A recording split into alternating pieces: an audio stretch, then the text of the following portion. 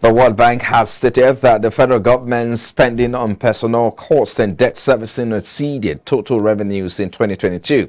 The bank disclosed this in the June 2023 edition of the Nigeria Development Update, adding that this was the first time the federal government's personnel costs and debt servicing surpassed its total revenue. The bank added that as a result of these, spending on capital expenditures weakened. Personnel costs and interest payment on loans made up 59% of the government's total expenditures. The federal government spent about 102% of its revenues on personnel costs and interest payments during the period under review.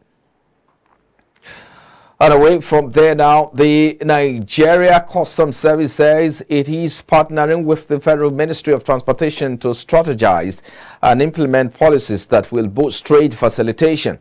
The Acting Controller General of Customs, Adewale Adeni, said this in Abuja when he hosted a team from the Federal Ministry of Transport led by its Permanent Secretary, Magdalene Ajani.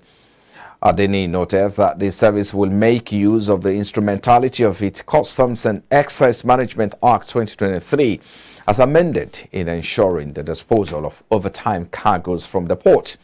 The Customs boss also highlighted the benefit of trade facilitation as a reduction of costs and time of doing business at the port.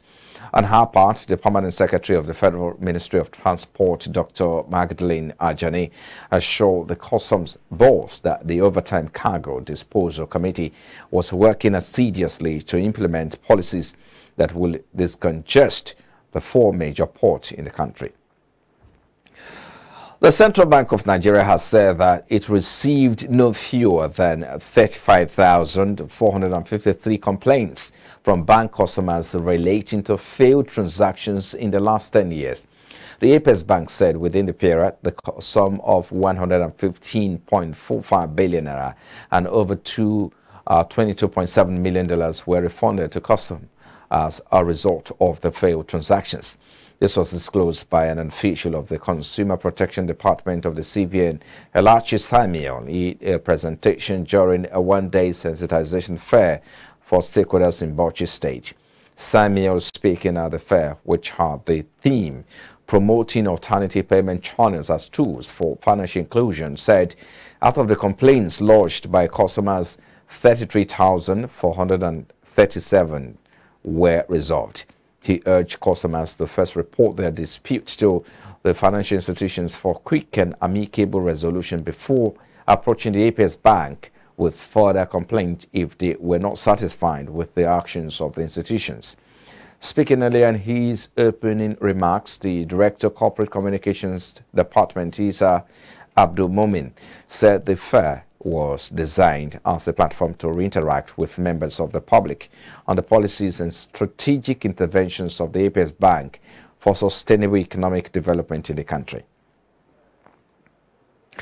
A report by the Financial Institutions Training Center has revealed that bank customers in Nigeria lost about $472 million or million naira rather to fraud in the first quarter of 2023. It was also disclosed that there was a total of 12,553 cases of fraud recorded within the period. FITC's institutional members are part of the Nigerian Bankers Committee, which comprise the Central Bank of Nigeria, the Nigeria Deposit Insurance Corporation, and all licensed banks in Nigeria. The data, however, showed a decline in losses compared to what was lost to fraudulent banking activities in fourth quarter of 2022. According to FITC, a total of 3.18 billion naira was lost to fraudsters across banking platforms in fourth quarter of last year, which meant that the losses declined by 85.13% in first quarter of 2023.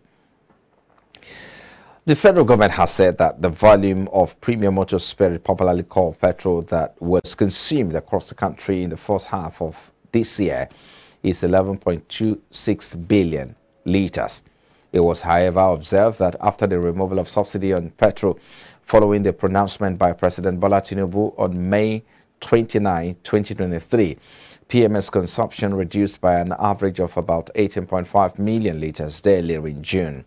Data obtained from the Nigerian Midstream and Downstream Petroleum Regulatory Authority in Abuja show that between January and May 2023, which was the pre-deregulation period, the total amount of petrol consumed nationwide was about 9.9 billion litres.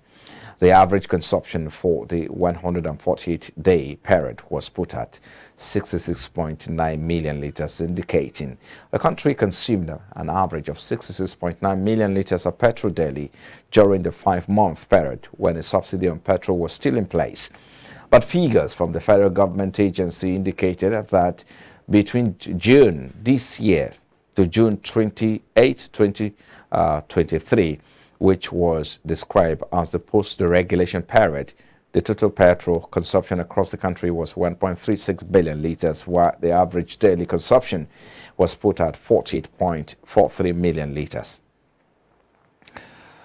Away from the president of the Nigeria Association of Energy Economics, Professor Yinka Omorogbe, said the fuel subsidy regime created avenues for terrible practices.